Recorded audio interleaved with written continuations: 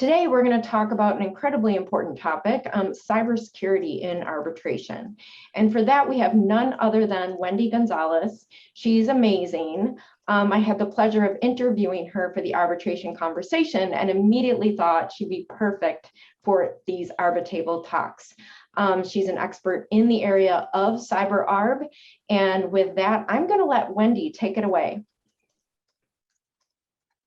Yeah, thank you. Well, for the ones that don't know me, as I said, my name is Wendy Gonzales. I am a Spanish qualified lawyer, but living and working in the Netherlands for a technology company. It happens that this technology company is also part of a Spanish National Association of Technology Companies. I am the delegate for cybersecurity, so I can see what is happening at the company in frontline, as well as with other, let's say, companies alike in the field. And next to that, yes, I have the pleasure and honor to be, well, the founder of CyberArb, which is an initiative to connect cybersecurity and international arbitration. If you go to our website, nowadays you can see who is now part of our advisory committee, executive committee. Now the team is growing and growing. What we do at CyberArb is basically to connect with the tech people, like the developers, to sit down with them, get the developers on board and ask them the questions, and hopefully translate it a bit, let's say, for us in the legal field. And with that said, yes, I'm really grateful about the support of Colin and Amy and of course Neil for this opportunity. And yeah, let's see what we can do. Wonderful. Well, did you want to start us? I don't know, Wendy, if you wanted to share any slides or share screen. Yeah, so what it can be very useful, and now I will try to share my screen. We just launched our brand new website. The idea is that this website is going to be alive, so more and more material is coming. The goal is that we make it practical and simple, and I will show you how. So now you see our website, hopefully. Yes. So with that said, at the beginning of the website, we already explained a bit about us. And if you don't have too much time or you're in a rush and you need some quick materials, you can go to our journal, which is in-depth analysis on cybersecurity topics, or you can go to the toolkit. And for example, just to give you an idea, the toolkit is having, for example, a few infographics, very basic ideas about cybersecurity that you can see on a visual way. And the most recent one is the template for procedural order, because many arbitrators have reached us saying, oh, well, how do I do it? Or how do I put it on paper? We see that now this is a need, and we draft this first draft. You can access here, it's totally for free. So you have a template that of course you need to adapt.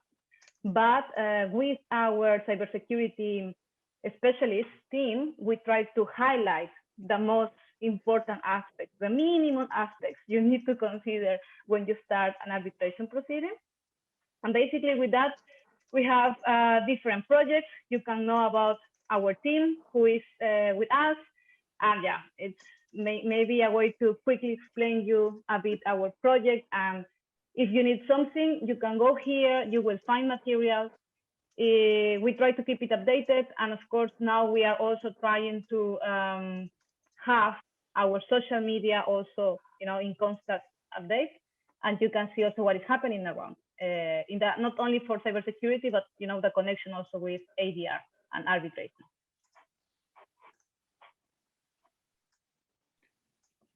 Fantastic. Wendy, there's so many great resources on that site. I'm clicking through it right now. Tell me a little bit more about the template procedural order. Can you click on that and take a look and share with us the different components there? How did you come up with that order, and what are the key components you think are within it? Yes. So what we have seen is that, okay, we have a great ICCA protocol about cybersecurity in international arbitration. The principles are great, the fundamentals are there, but we also see that some arbitral institutions like LCIA and let's say ASUS, they are starting to place the topic of cybersecurity. The recent IBA guidelines on the taking of evidence, they also mention cybersecurity. So now it's already on the rules, let's say, of many arbitral institutions. Is coming for some arbitral institutions, as far as we are aware, on the drafting.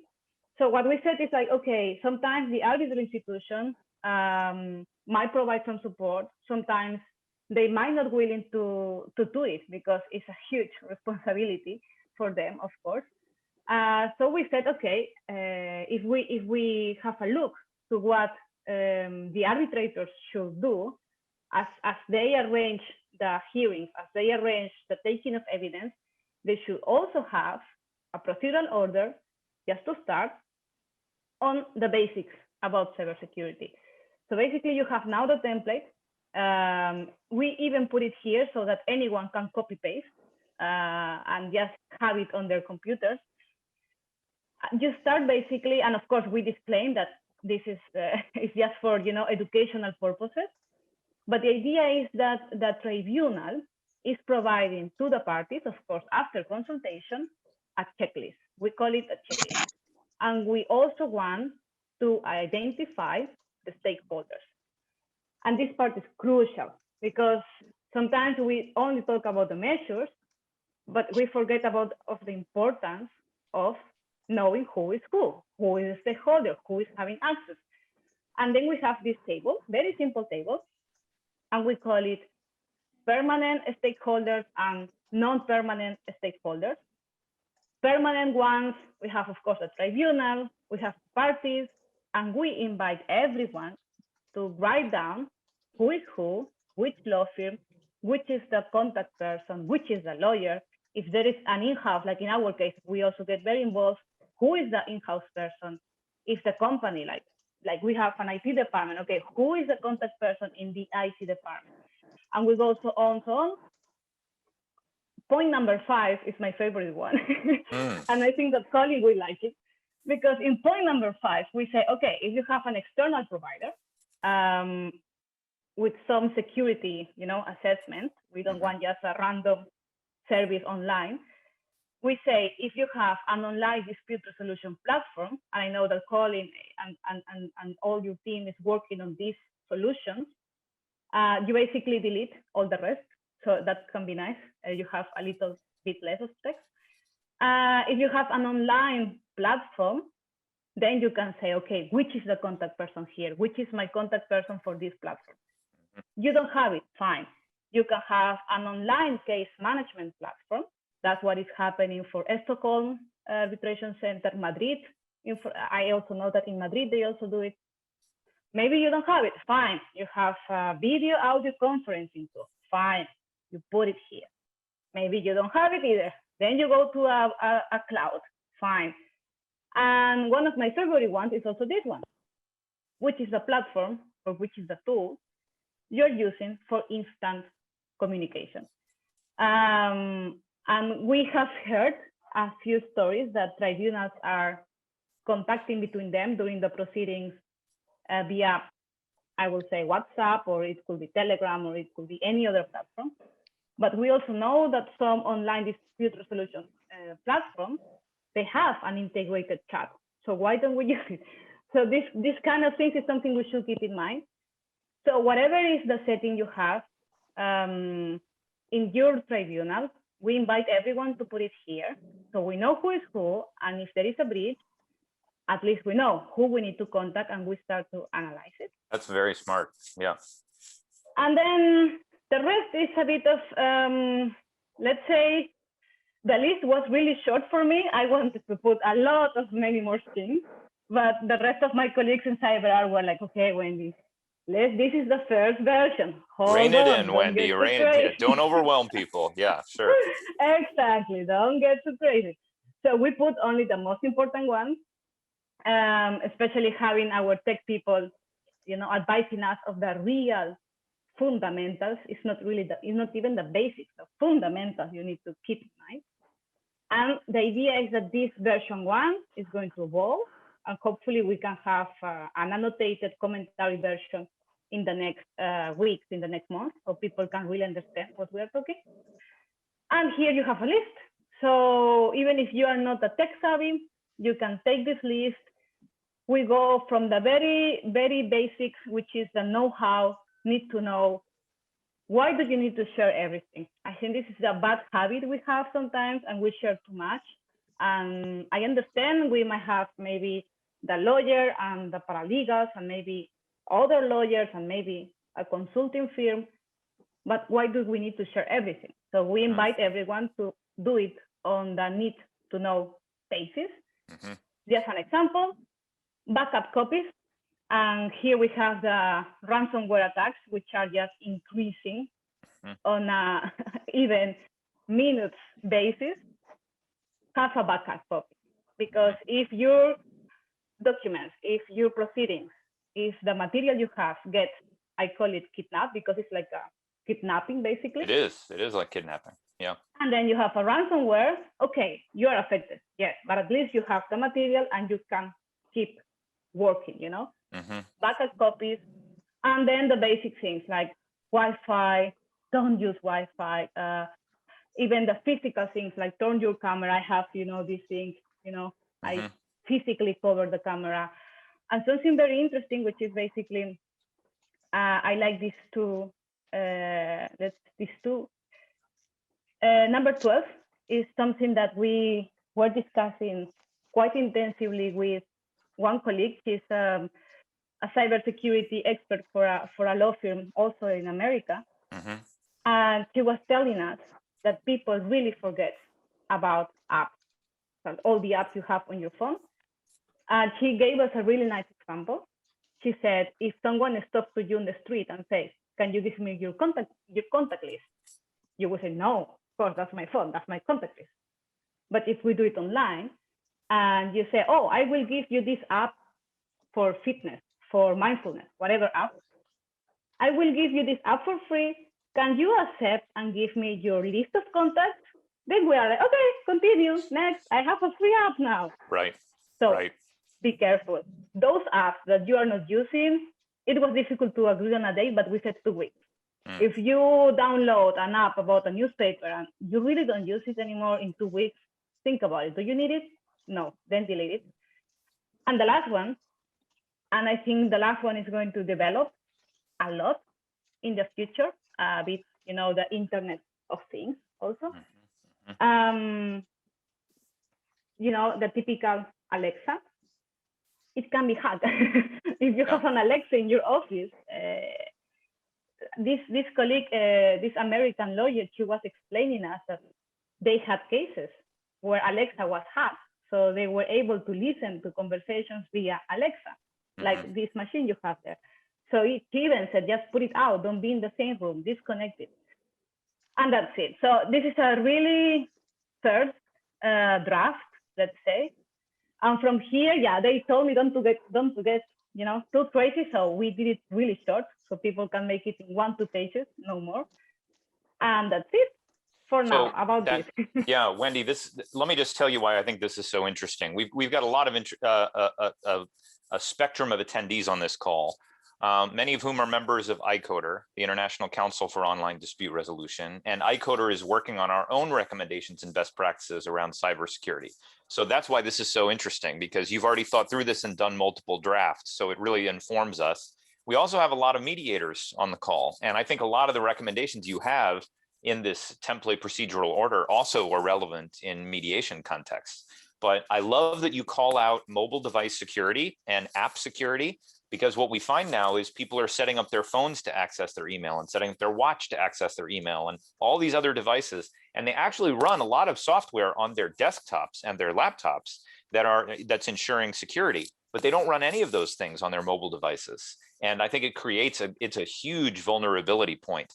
And those smart devices you're talking about, those recording devices, we've just had something like, how many was it, Amy? I think it was like 75,000 arbitrations were filed against Amazon Absolutely. because their privacy of people with Alexa devices in their houses, it turns out Amazon was recording them without their knowledge. And again, it's not like Amazon's recording that information and just providing it to anybody who asks, but they were saying, no, Alexa doesn't record anything unless you ask Alexa to record something. And it turns out that's not true.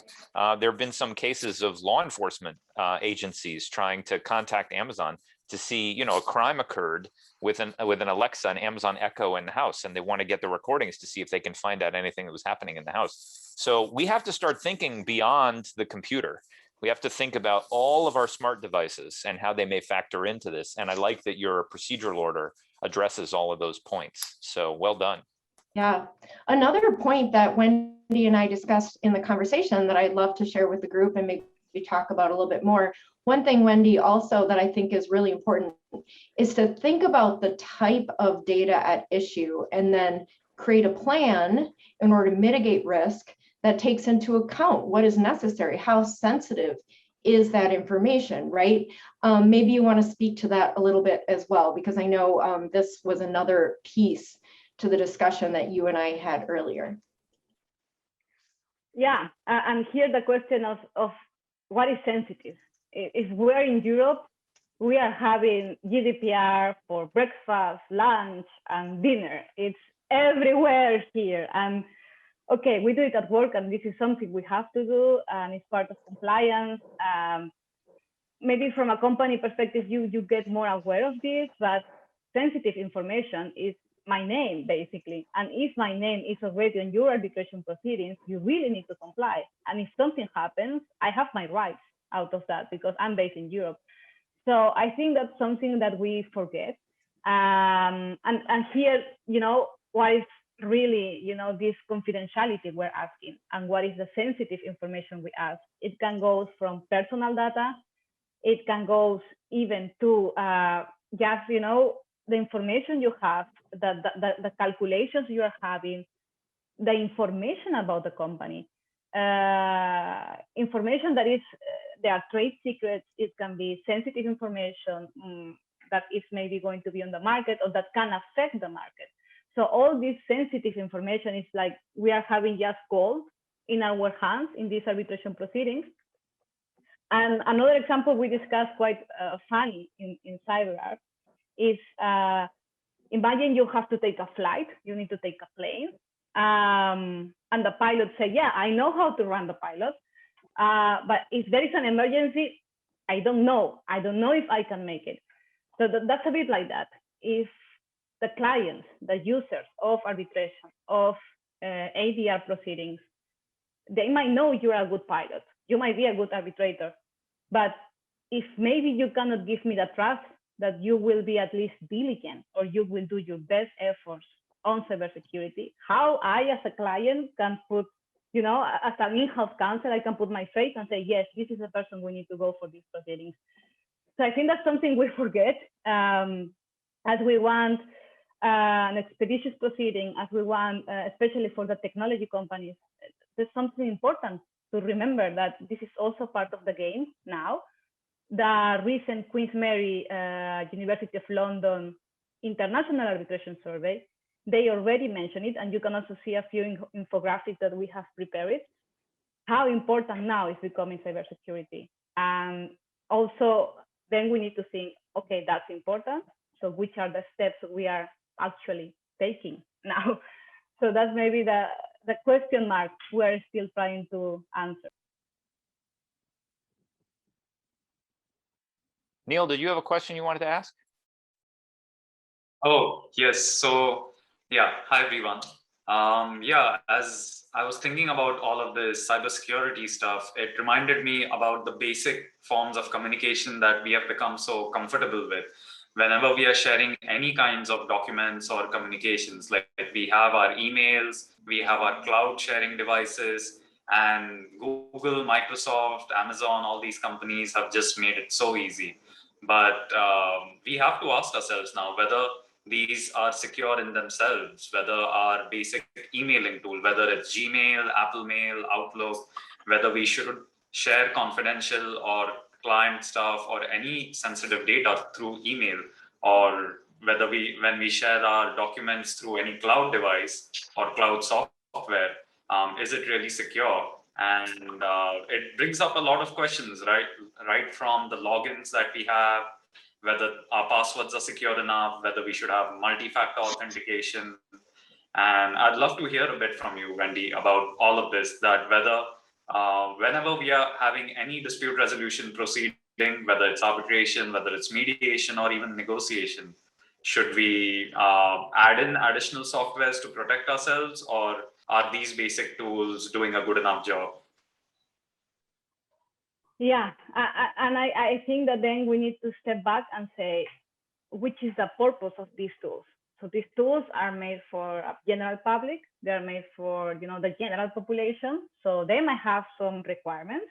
They might have some security already there, as long as we, still keep the basics like multi-factor authentication. We update every time we get this message, oh, you need to do the update on your operating system. Don't do later. No, just do it. Stop and do it.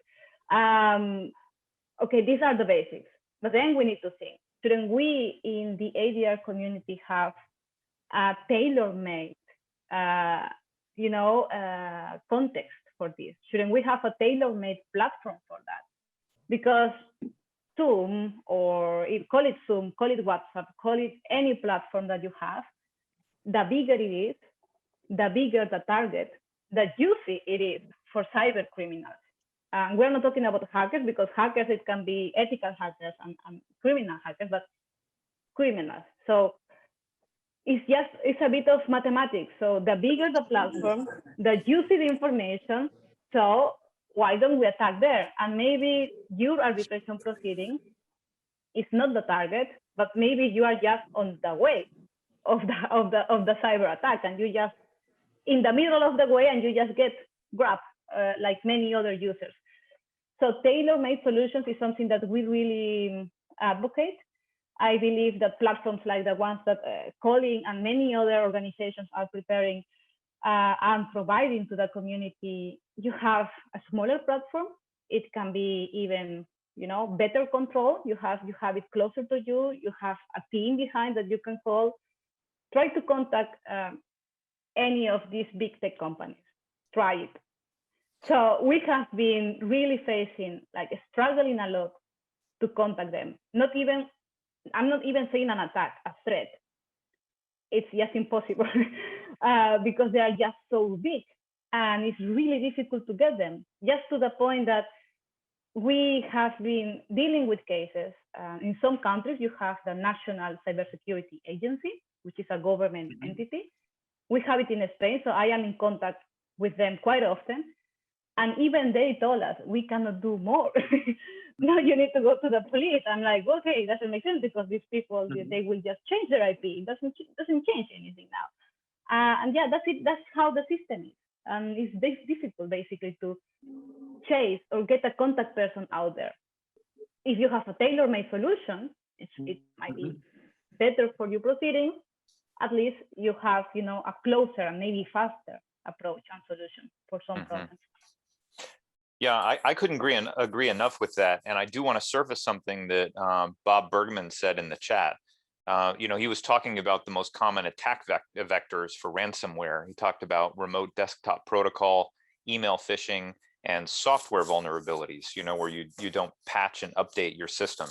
And I think this is exactly what you're talking about, Wendy, which is when we have smaller companies that we're working with, they have dedicated staff that are focused on addressing these points.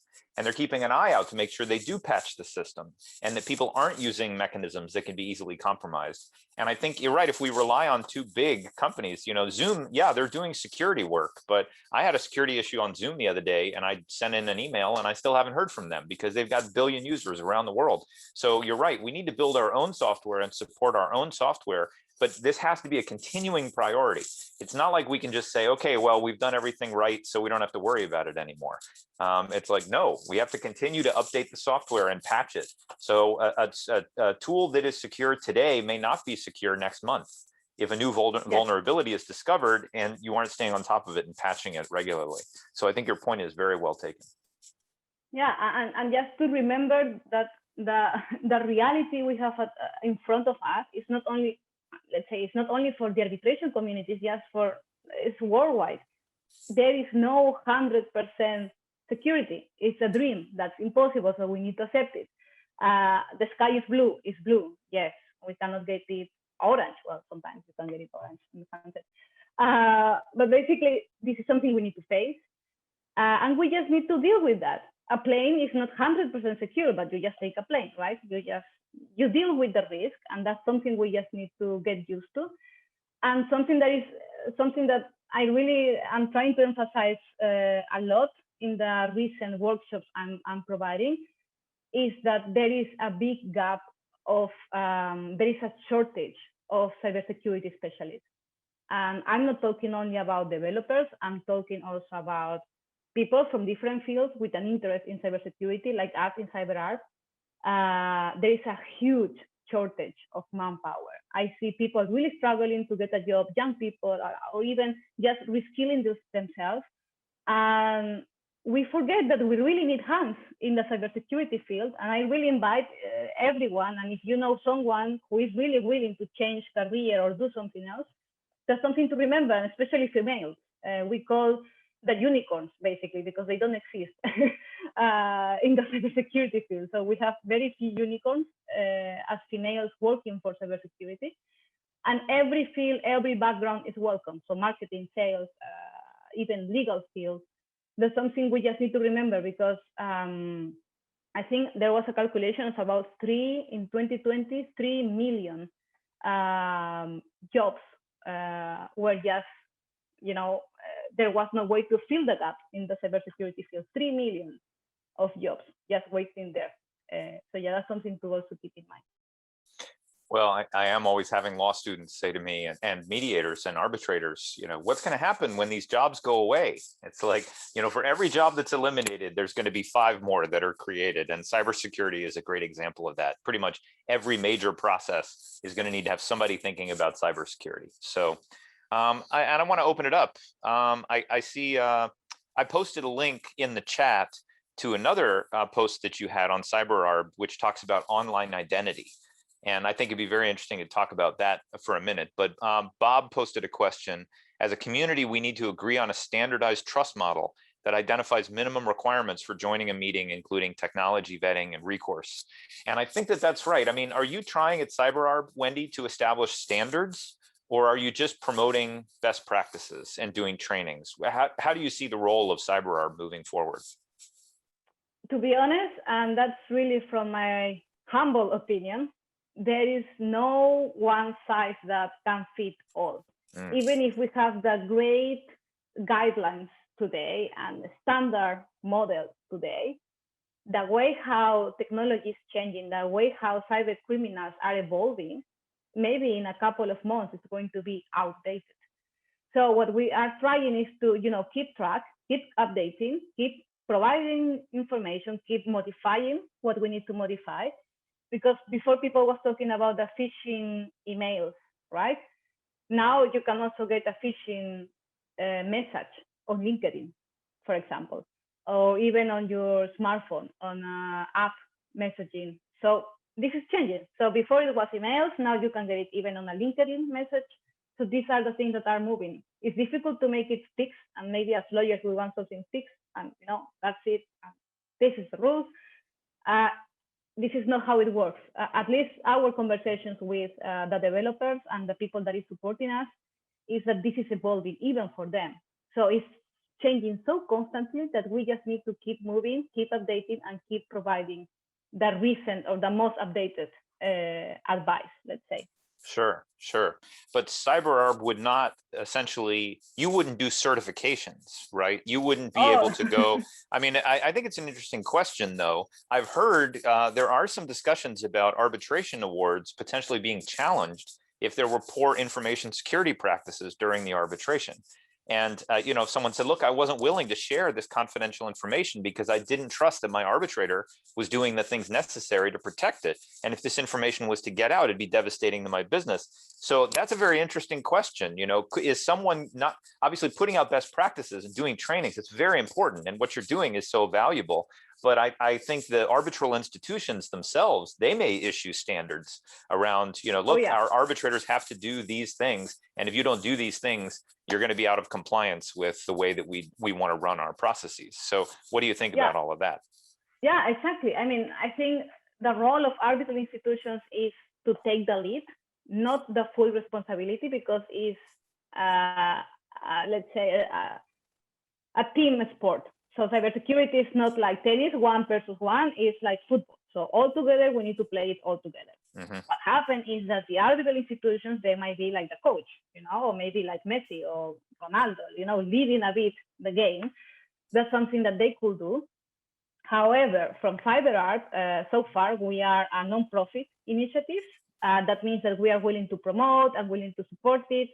It is, of course, something, maybe now the workshops are really working. Maybe a step further could be to make it more, standardize it, a bit more structured.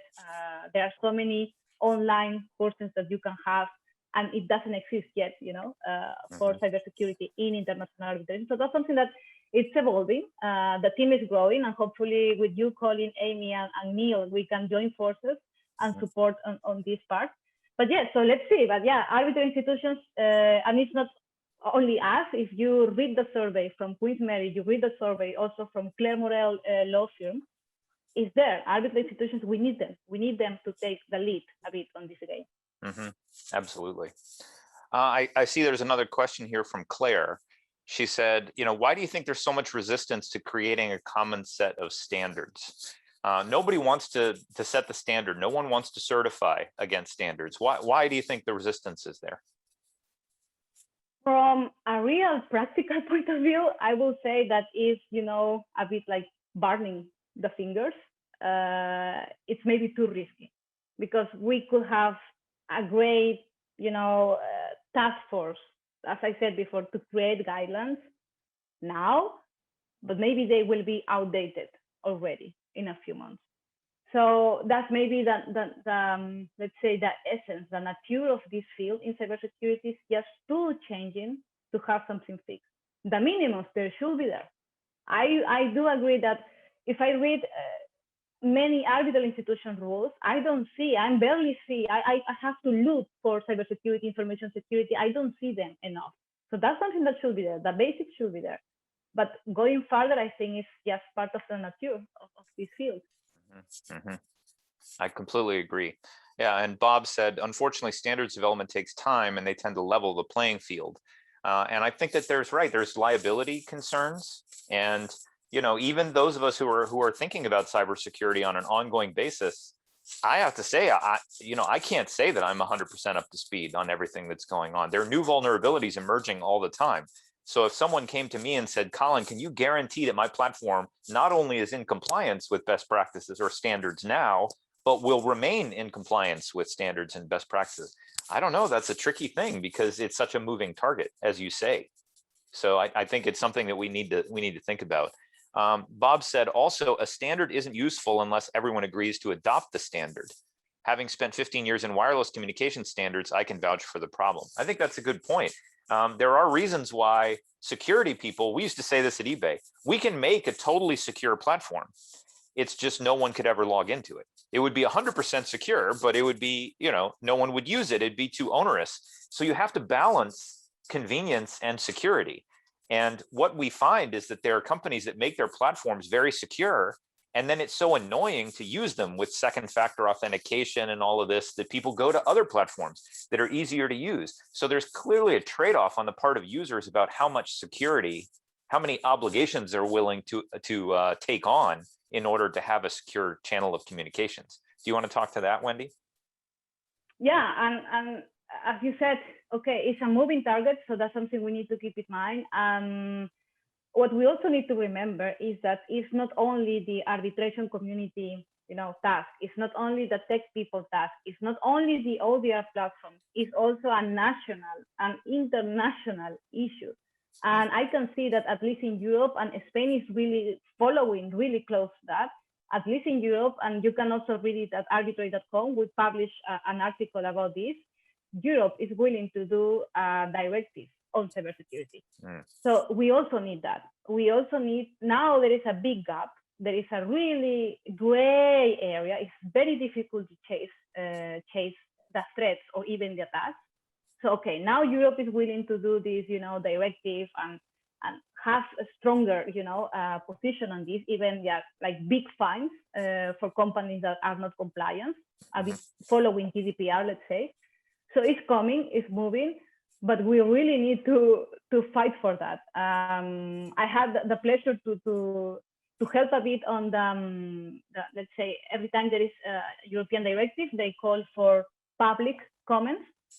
So in the association we are in Spain with other technology companies, we did many comments to the directive explaining that we need to keep this in mind and keep it, and not everything is the same. And even small organizations, they need to also have, some balance. Okay, you have, it's not the same a tribunal of 3 people with maybe 1 arbitral secretary, that tribunal secretary, that maybe, I don't know, a tribunal that has a massive arbitral institution behind and a great support. It's not the same. So we need to compensate a bit. It's just killing the business if you make the fines too big, let's say also. I agree with that. I want to open it up for other questions, but I'm being very selfish here because I have so many topics that I want to address with you. But before I ask others for questions, I want to go back to what you posted about online identity, which I think is very interesting. We don't often think about online identity as an aspect of security, but I love your little graphic, your infographic. You have the game of online identity, and you have sort of the Game of Thrones throne there made out of the swords. So I was wondering if you could just speak for a moment to the challenges of online identity. I think obviously the challenges for arbitrators are similar to some of the challenges for mediators. So can you address why that's something you prioritized at CyberArb? Yes, and now I am sharing the screen so you can also see a bit not only the infographic, but you also have the video recording, because we have 2 panels. It's not only about cybersecurity, it was also about the potential challenges, impartiality and independence of arbitrators. And we were thinking how to make it a bit visual, and we were thinking that, Westeros, I am a real fan of Game of Thrones, and our marketing person also, so she was like, we need to put Game of Thrones here. So we were explaining to this marketing colleague a bit our idea, and she said, like, this is like it's like trying to conquer Westeros, but at the end, you have so many swords, and it can be good for fighting, but it can be also dangerous. So that's the idea of the webinar we had and the workshop we did. It was how online identities, it can be a double-edged sword. So it can be good, it can be dangerous at the same time. What is very important and something that we emphasize is on the right part of the infographic is the cybersecurity part. And we were really trying to inform people how important it is to constantly check who is in your network. I don't know if you have ever tried, but it's very simple and very easy to create an account. I could create an account now and be the Queen Maxima of the Netherlands. I could do it. I could be the queen. I'm not blonde enough, but I could be behind her account. And there are so many impersonifications. So you need to be careful who is in your network. If you really don't know this person, what I personally do, I get someone else and I say, oh, do you know this student? Oh, do you know this colleague from your law firm? Oh, is someone you already know? Oh, yeah, I meet this person in a conference, because now everything is online and everything is, just pictures, and that's all. But we don't really meet people like before. So that's something to be careful, because if you have someone who is let's say, is taking the identity of someone else, they could easily send you an email or a message, let's say on LinkedIn, and it could be a phishing email. And you click, oh, look, I got this student from Harvard. Oh, look, so nice. And you click, and then you already got hacked, for example. So be careful who is in your network. We also said how important it is to have safe instant private messaging tools. As we said before, you're a tribunal. Before it was maybe easier. You could go to a waiting room or like a separate room. You could discuss. Now you do it online. Why don't you use the integrated chat on many ODR platforms? if you don't have it, or by any reasons parties are not willing to invest on it, okay, fine. There are other solutions. And as we said, tailor-made solutions are much better than general ones, for the general public. Because that's the purpose of their companies is, okay, you get a free service, but on exchange of your data, basically, knowing what do you like, what do you eat, when are you traveling, which destinations you like. So you get all these flights alerts, oh yeah, are you flying to Spain? Oh, book here, book here. This is not a coincidence. It's basically because they are tracing everything you like, and this is how it works. And as we said, be careful on the messages. So very few things, because the discussion was quite long and intense. But yes, social media, very important. There was a recent challenge for one arbitrator who tweeted something. So it was a tweet, yes, that's, on Twitter, a very simple retweet, and he got challenged. It's a case on Switzerland that happened already a few months ago. So that can happen, and it's happening already, at least over here. Very interesting. I would say also a lot of people know about hacking. People think about, Russian hacker trying to exploit security vulnerabilities on your computer. But many of the worst hacking incidents in the United States have not come from technological vulnerabilities. They've come from what's called social hacks. So if somebody goes on your Facebook or they go on your LinkedIn and they see that you're doing a presentation, or you're going on vacation, or maybe they call your voicemail and it says, hi, I'm out of the office until Friday, this date. If you have any questions, please call this other person.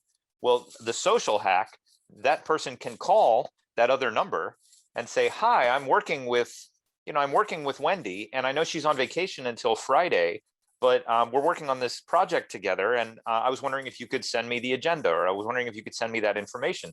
And because they're using that information, they're using Wendy's name, they're using the fact that she's out of the office, the person that they're contacting thinks, okay, this must be a trusted individual, and then they give them some information.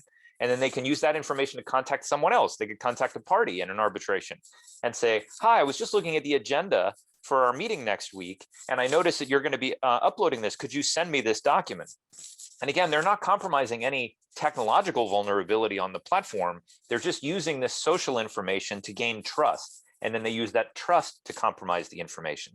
So again, this is something, online identity is very related to a lot of these social hacks. And I think it's important that we all be aware of some of these vulnerabilities, because we can get suckered into believing somebody should be trusted when in fact they shouldn't be. So yes, yeah. Yes, and all this that Colin is saying is becoming it's just incredible how it's evolving. This they call it social engineering. Basically, they can know so much about you from social media. If you want to, if you're interested on the topic on how social media works, I always recommend the Social Dilemma documentary on Netflix. If you haven't watched it, you need to watch it. It's like you will feel like, oh my God. It's scary. I stopped social media because of that. So it's intense, because you will see what is happening behind your screen, every time you scroll. And with social engineering, they can know so much about you. They can know your pet, your favorite restaurant, your favorite food. It's very simple. There are a few stories about it. They basically have, imagine, it's of course much more complex, but imagine they will do, or a hacker, a cyber criminal, not hacker, cyber criminal, to be more accurate. They can even do an Excel sheet with all the information about you, your pet, your restaurant, your food, everything about you, your best friends, your best colleagues, the name of your law firm, because you put it on social media, your last book, your last publication. And with that, they can start running potential passwords for your account. And bingo, they got it. If your pet is, I have a pet, let's imagine my pet is called Gonzales. Gonzales 123. Amazing. They got my password. So these are things we need to also keep in mind. And we might sound really annoying about this, but the importance of good hygienics on your password, on your settings, And I really invite everyone to go to your national cybersecurity agency. They have great information in your own language. So I love reading the Spanish one because I can really read in Spanish and I really like it. Go there. They have a lot of information and it's part of, you know, the national, let's say, a bit more national level duty. They are trying to inform the population and you can get really useful information out there too. Absolutely. I love your passion for this, Wendy. I can tell you're enthusiastic about reading information about cybersecurity. I think that makes you a unique, you know, a 1% in the world. I think a lot of people think this is so boring, but I think it is really, you know, they say the most important war is the one that's prevented from being fought. So, you know, that's kind of what all of this work is doing is, you know, we don't want there to be a big security breach in international arbitration or in mediation. And maybe by doing this work, we can prevent that breach from occurring. No one will ever know that the work that we did led to that prevention of that event from occurring. But okay, so let me open it up. Bob has another comment, but does anybody else have any questions that they'd like to put to Wendy about cybersecurity and online identity and all of the great work that CyberArb is doing? Please just feel free to unmute yourself and ask away. Yeah, I have one more question.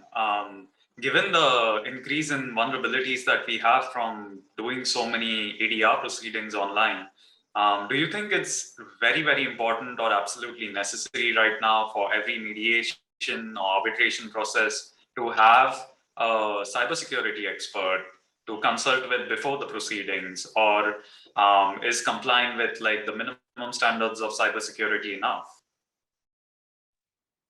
Yeah, and actually there is already some discussion on this topic. If you read the Stockholm survey on virtual hearings during the pandemic, they did a survey to, of course, the tribunals they had during the period of the pandemic, 2020.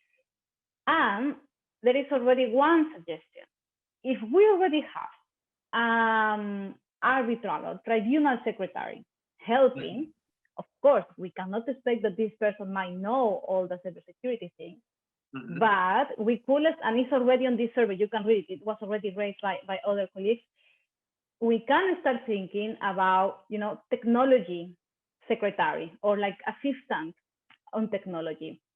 So we give the opportunity to young, or at least, you know, to even tech savvy enthusiasts that can be a bit more mindful on this. So it doesn't mean we all need to become experts, but if we have someone in our proceedings, of course, ideally it could be the arbitral institution, but if by any reason parties are willing to feel safer, that's an idea. Why not? I mean, we already have a secretary who is helping with all the drafting and all the support and logistics. Why not to have the same person or someone else with some background on cybersecurity willing to help, or at least, you know, to take our beloved ICCA protocol, take it, read it, because it's 73 pages that I've read up and down many times, but I like it. But not everybody will read it. So someone that can read it and say, okay, do we have this checklist? Do we have this checklist? And then, yeah, that's something we might start thinking, because virtual hearings and virtual proceedings are here to stay. From the client's perspective, this is super convenient. Why should we still pay flight tickets and traveling? And if we can have the same outcome online, even for mediation, that's perfect. We just need to be, you know, mindful on this. Yeah. Oh, please, Claire. I was jumping into a different topic, so. No, I'll just say very quickly, I do love this idea of, we have case managers, we can have technology managers, and every process should have a technology manager, maybe not devoted only to that case. They could work on multiple cases at a time, but information security would be one of their priorities. So please, Claire, change the subject. Well, I was wondering, this is a question that we get a lot at Mediate, and I would love to hear your feedback on this. So if you have a mediator or an arbitrator and they're working with clients in multiple locations around the world, and they want to be intentional about protecting their clients' information, where should they be storing that information? Because right now they're often storing it in their localized Dropbox on their computer in something that's local to them. And their concern with that is that simply the US data security laws are not as stringent as a lot of their international clients would expect. So what should, what should the local practitioners be doing to make sure that they are storing their client's document in a place that is internationally accepted as secure? Yes, and that's interesting because this is basically one of the reasons why we also start CyberArb. I call it a pandemic initiative. I was basically at work and I was calling this external lawyer for a case, really good law firm, really good one. And I was very impressed because I said, well, I have all these files, how do we do it? Because I am in-house, you are external, so okay, let's share it. And then she said, I was waiting for the answer. So then she said, oh yeah, just put it on this platform. And I was like, okay, so this is how you treat my data. This is how you treat the company's data. And I said, no, I ran to the IT department and I said, this is not possible. So I'm not doing that. So that's how I start saying, how this is possible. This is obvious for me, but it's not obvious for people outside there. And how do we just exchange data? And we were in a lockdown. So also in Spain and here in the Netherlands, it was a lockdown. We really couldn't do anything. Not even the postman was working at some point. So that's also one of the reasons how I remember calling Sophie and saying, Sophie first saying, Sophie, this happened to me. I can't believe it. How is it possible? I was assuming it was a big law firm. They should know it. They should be trained. Nothing. So about the story. What I know so far is that there are some ODR platforms that have an integrated cloud. So let's say that if they have their own cloud in the platform, the ODR platform for these proceedings, basically the arbitrator can only, or the parties also, depending of the access you have, they can upload the files and they can only work there. So instead of downloading to your work computer and sometimes personal/work computer, which is something that shouldn't happen, but well, it happens sometimes. Instead of downloading on that computer, you keep everything up. And there are even some services where you can have the PDF, which is already, there. It's like unmovable on the cloud of this ODR, but you can also have like kind of Microsoft sharing, which is you can even edit online. So I will say that, as I said before, Microsoft, Google, great companies, they are doing great efforts. But as I also mentioned, the bigger the fish, the bigger the danger. Why shall we put it there? Why don't we just get a tailor-made solution? Because what I know from some ODRs, at least the one we are really in contact with, which is from Denmark, it's a Danish ODR. What I know is that they basically run checks, like depending on the party, but it can be every 2-3 days. So there is IT people behind running a check. So if they detect something, they already know and they hold information and they avoid a future problem. So this is something that, yeah, we need IT people to do it. Yeah, that's something to keep in mind. However, to have a universal version, I think it can be challenging somehow. Sure. Thank you. Absolutely. Any other questions for Wendy? Comments? I see, Bob, you posted something about identity-based encryption standards. I don't know if you want to speak to that. Yeah, there are different approaches. I think most people in this field understand that the current approaches, technical approaches to public key encryption are pretty much broken. The certificates that people use or the algorithms, the polynomials, elliptic curve algorithms, they're all well understood at this point. And so you need a different approach. But to Claire's question, it always brings me back to this issue of standards,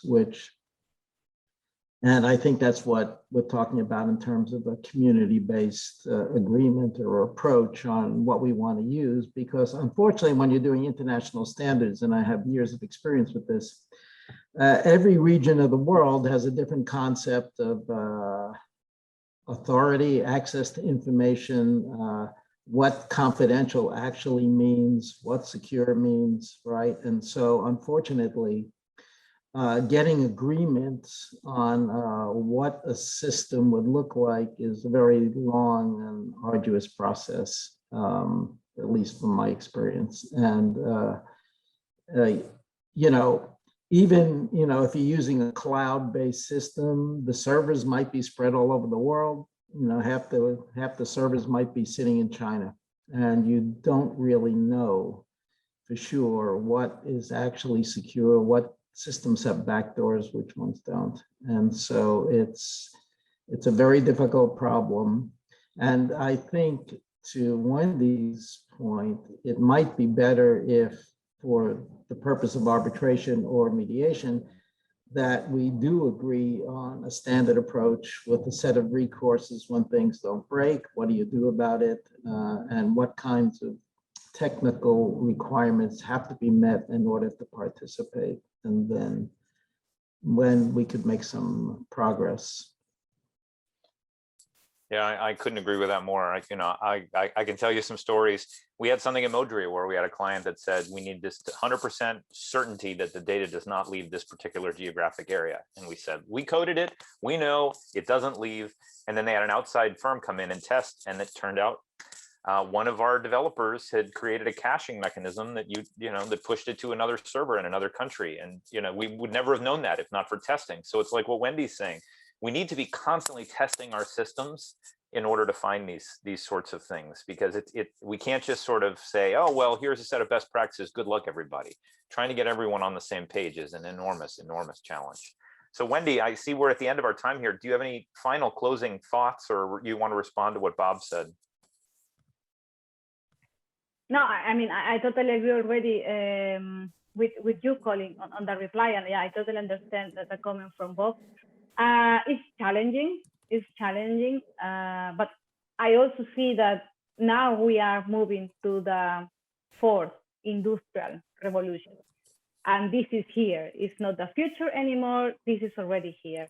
And as it happened in history for every revolution, things are going to change. That means that we just need to embrace it and make it for better. And this pandemic only accelerates everything, because that was happening. But this pandemic just proved that things can be online, that things can be, worldwide, that everything can be a mess also worldwide. So I think that we need to get ready for that, because how the technology is moving, how AI is evolving, how the Internet of Things is moving, all this is going to only bring us the clients of the future, the cases of the future. And that's something we need to keep in mind. We are already in this fourth revolution, industrial revolution. We just need to embrace it and make it better. Why not? I really believe that we can make it better. There are criminals, the same as you go, to a dangerous neighborhood. There are criminals. Now these criminals are moving away from the streets because it's even more profitable to be online. It's fine. Criminality has been always there. We just need to, get ready. Don't go with your jewelry out there in a dangerous neighborhood. Don't do it simply. So we just need to get ready to embrace it, because now it's online. Yeah, and we are happy to help. Like, if you really need anything, or like you want to brainstorm further, we are really happy to collaborate to whatever is needed. Now you have CyberArk website, we have our social media. And with that, we welcome everyone with open arms to any project, any initiative to make this better, for the community. Wonderful. Well, thank you so much, Wendy. Please, can we have a round of applause for Wendy? This was a wonderful, wonderful presentation. Not only is this presentation great, thank you for the work that you're doing in the field. It's so important. And we do at Mediate and Arbitrate and at iCoder and all the professionals on this call, we definitely want to collaborate and support this work moving forward, because it's definitely going to be something we have to stay focused on for a long period of time. Amy, do you have any closing thoughts? Oh, no, absolutely. Just thank you so much, Wendy. It's always a pleasure, and I see us collaborating well into the future. So thank you so much. Excellent. Well, thank you everyone for joining. Thanks for making the time, and have a wonderful day.